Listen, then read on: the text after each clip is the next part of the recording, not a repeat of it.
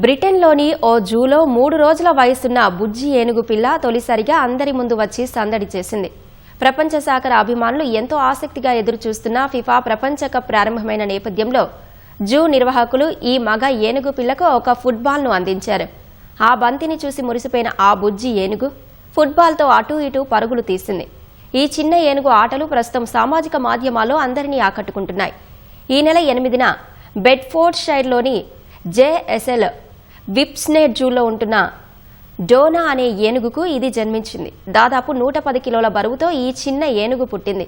ప్రస్తుతం తల్లి పిల్ల ఏనుగు ఇద్దరూ సంపూర్ణ ఆరోగ్యంతో ఉన్నారని జూ అధికారులు వెల్లడించారు.